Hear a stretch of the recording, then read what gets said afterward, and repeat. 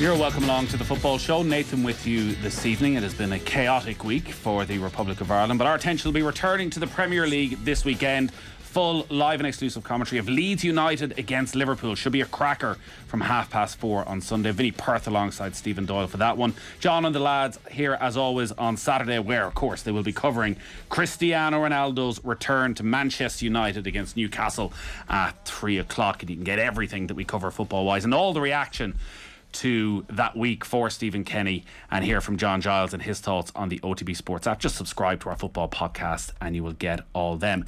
Tonight and Off the Ball, we're only allowing cultured, creative midfielders on the show with John Giles earlier. England legend Karen Carney a little bit later on. And right now I'm delighted to be joined by the FAI Player of the Year. Denise O'Sullivan is with us. Evening, Denise. Hi Nathan, how are you doing? Live from North Carolina, but still wearing the Ireland kit. Do you wear that every day to training?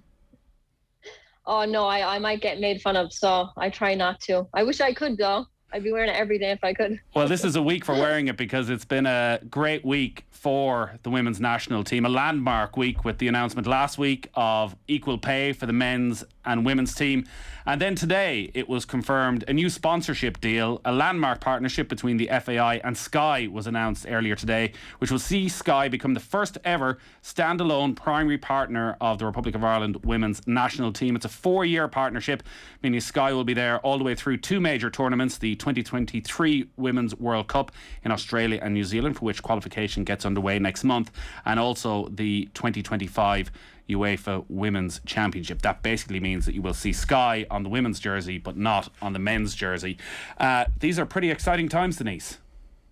Yeah, honestly, this past week for women's football in Ireland has been absolutely fantastic. To start it off with the equal pay, I think that's a day that will go down in history books. I think getting that was so important for us. I think it was important for our country to see the togetherness between ourselves and the men's team. And now we just have to set an example for the next generation and, you know, go do the business on the pitch. And then today, Sky being announced, absolutely fantastic for us. Great deal, huge sign for women's football.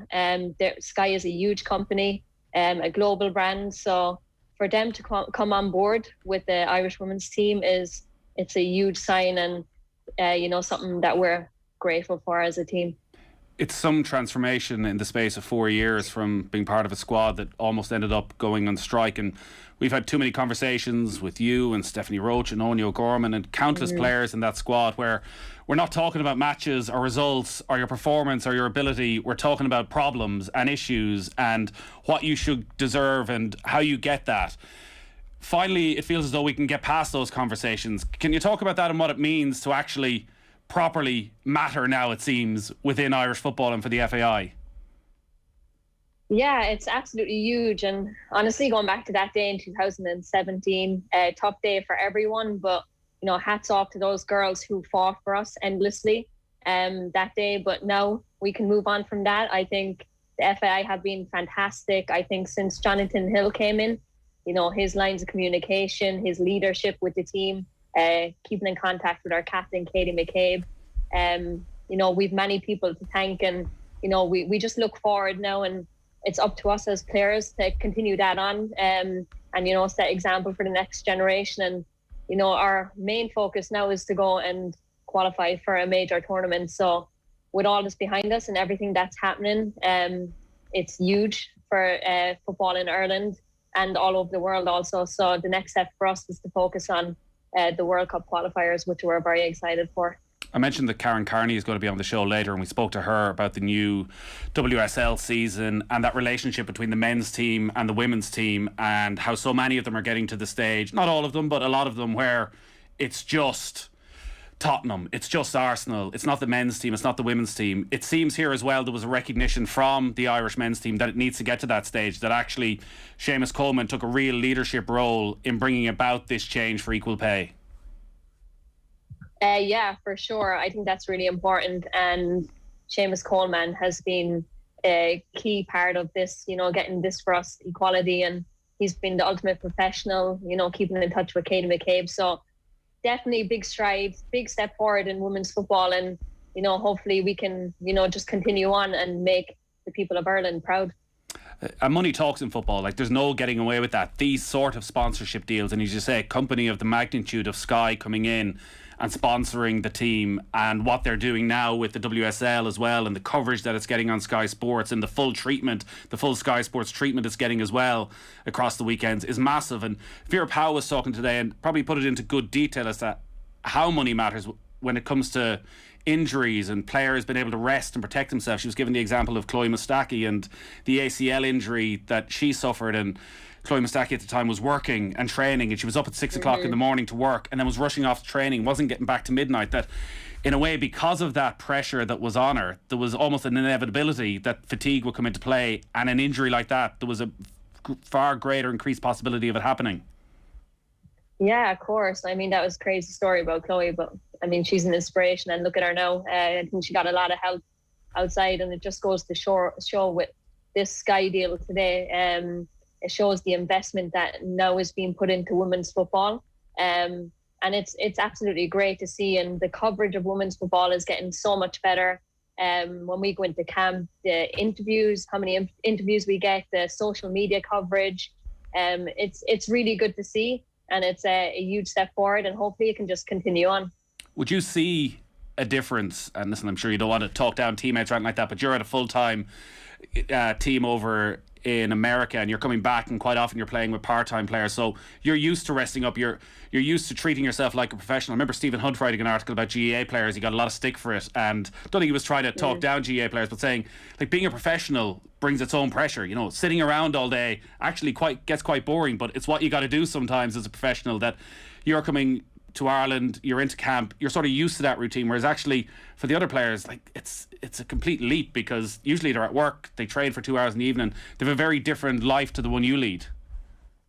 Yeah, they do, and yeah, hats off to those players that do that, because it's crazy and it's a lot of work for them. But for me over here, it's full time all the way, and yeah, I go to training, I have all the facilities we need here, cryotherapy, we have honestly every bit of recovery that we need. So it's vital for us here, and the players back in Ireland that have to do that and go to work and then go to train and then look after their nutrition. It's crazy to think that they really have to do that. So I think by these big companies coming in and the investment that's being put into women's football now, I think it's huge for them, and hopefully it will help them in the long run. So yeah, hats off to those girls, but it's going in the right direction for sure.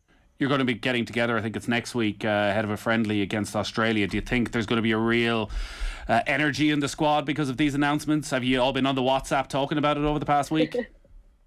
Yeah, we have. And obviously I have Diane Caldwell here at North Carolina with me as well. So we've been talking about it every day. We're absolutely buzzing. So it's even more exciting now going into camp. The energy is going to be amazing. And we're just looking forward to playing Australia also. It's a great test for us for our game in October against Sweden. You can see how well the Australians done in the Olympics, and we cannot wait to get our fans back at Tallaght Stadium as well. So really looking forward to going into camp. Haven't seen the girls in a while either, and I will get to see my family hopefully at the game too. So very excited, and yeah, it's going to be a real buzz around the camp, I think. Vera Powell was talking today about trying to instill having no fear of failure within the squad, to give the players that sort of inner belief. And you think back a couple of years ago and the buzz that was around the women's team at the time, and heading possibly at that stage towards qualification. And since then it's been tough, and last time we were on, we spoke about the utter heartbreak of that qualification campaign and how it's lingered for so long. Results since haven't probably followed up from where you were, and I know there's been COVID and there's been issues getting players together, but it's a long string of defeats. How important is this camp then against Australia, who are one of the best teams in the world, to actually just get back to enjoying playing for Ireland, to getting a little bit of confidence back in the group? It's so important. This camp next week is going to be vital for us. As I said, Australia are a huge test, but I also think it's just good for us to get together, find our feet again as a team, get used to playing with each other, and go out and put on a good performance for the Irish fans. I think that's really important, that we put in a good performance and hopefully get the result that we want. But yeah, it's a huge game, and yeah, I'm really excited for it. It was meant to be a qualifier against Georgia. I guess there's a balance, and it's out of your hands anyways, because the English clubs weren't going to release their players to play that game against Georgia. But Georgia would have been a game Ireland would be expected to win. You see Australia are probably on a level or not far off where Sweden are. So it's a perfect test. It's that balance of actually playing against the best or getting a confidence boosting win. I guess you got to take what you got. Yeah, you got to take that. I think for me, individually, I like to play the best teams in the world. The only way you're going to get better is by playing against the best players in the world also. So it's going to be a huge test. And obviously the Georgia game, it's obviously disappointing that we can't play the game, but I think it's best that we have all our players for a World Cup qualifier. You know, you can't underestimate any of these teams. So for us to have all our players will be vital, and we'll take the Australia game. It's going to be a big game for us. They're a great team. They have Sam Kerr in the team. They have some fantastic individual players also. So it's going to be a real test, a good battle for us, and yeah, it'll give us confidence. We just got to go out and play well. I'm just excited to go and put on the green shirt again and just play for my country and just have fun and enjoy it. How do you tailor your own performance when you are playing that real elite of the top 8 teams in the world? Because, you know, you're a very technical player, someone who likes to get on the ball, who likes to create things, who likes to make a real impact, which is obviously far more difficult. You probably see far less of the ball in those games. How do you go about making sure that you're always getting yourself involved still? I think defensively as well, it's as important as getting on the ball, you know, and I think my work rate will show. I like working hard off the ball too, so once I'm involved in that aspect, that's good. But I want to be on the ball, so I'll just, you know, keep moving. I'll hopefully play the number 10 and, you know, try and get into spaces and, you know, create things for the team. But I think my movement is going to be very important, and to give the other players options. So that's going to be my role, I think, and, you know, just be a leader on the field as well. I think that's very important going into this camp. We have some young players coming in that will need some guidance, so I'll play a role there as well. And yeah, it's just about in the number 10 just being creative, looking for space, you know, getting on the ball. So hopefully we'll have more of the ball than we think. Yeah, an Irish number 10 getting on the ball, creating space is something we always crave, I think. 10 years next week since your Ireland debut. You talk about the young players coming into the squad and maybe taking a bit more of a leadership role. How does that sit with you? I know, I feel old now. But yeah, 10 years, it's crazy to think of. I never forget that debut, honestly, but it's been special for me, and every time I put on the Irish shirt, it's even more special than the first time. So for me now, my role has changed a bit in the squad.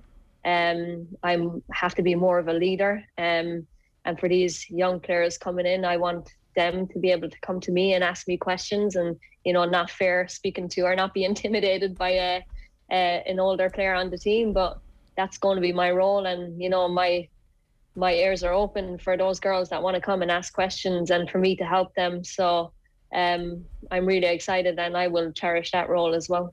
With all we've been talking about, it's actually a very different type of camp, I guess. They're coming into the one you went into a decade ago in terms of the resources that are available. But when you are passing on nuggets of wisdom, when you are trying to help out those younger players, like, when you reflect, what are the things you look back on and think, oh, maybe I would have done that differently, or maybe you actually just need to be here a while to learn? Yeah, I think, look, going into camp, I don't ever regret anything from those years. Looking now back to when I first went into camp, I had the Emma Burns, I had Yvonne Tracy's, I had the Ciara Grants, and those girls just put their arms around me and, you know, took me under their wing, really. And it was quite intimidating back those days going into camp. Like, I was really scared and nervous, but they really helped me along. And for the girls now that are coming into the Irish squad, I think they know that they can come and ask me questions. I'm always like very friendly with them, and so are the other leadership players on the team and the older players. So yeah, I wouldn't have really done anything different. Just go in, and those girls just have to come in and be confident, and, you know, just show that they deserve to be there, really. There's been a lot of talk around the men's team this week. Stephen Kenny making comments that maybe there was no great expectation to qualify for this World Cup, but we're building with a young squad towards the next European Championship. Vera Pauw was asked something similar today and said, no, she's not thinking that way. She is thinking about that World Cup. And I guess as a senior player as well, you don't want to be thinking about 4 years away. You got to be thinking about 2 years away, even in a group with Sweden and Finland. Yeah, absolutely. I ain't thinking about anything else. I'm thinking about qualifying for that World Cup, and that's the only thing on my mind. So, I think we're well capable of as a team. I think the strides we've made as a team the past few years have been really good, under Vera as well. So the only thing on my mind is to qualify for that World Cup. And yeah, we have tough opponents in our team. Sweden are the best team in Europe. They're absolutely fantastic. So are Finland. Finland are a really good team. And then the teams like Slovakia, the Georgias, you can't underestimate those teams either. They'll make it difficult for us. So we're fully focused on this campaign coming up, and we will give it our best and hopefully make the Irish fans proud. Yeah, Sweden, second in the world, got to the Olympic final. That's next month then, at home. So hopefully with the way restrictions are starting to ease, there could be a big crowd, whether it's in Tala or maybe, who knows, it might make more sense to move that game to the Aviva Stadium and get a bigger crowd allowed in. You're in North Carolina at the moment, and in terms of restrictions and getting crowds to matches and all that, everything just back as normal?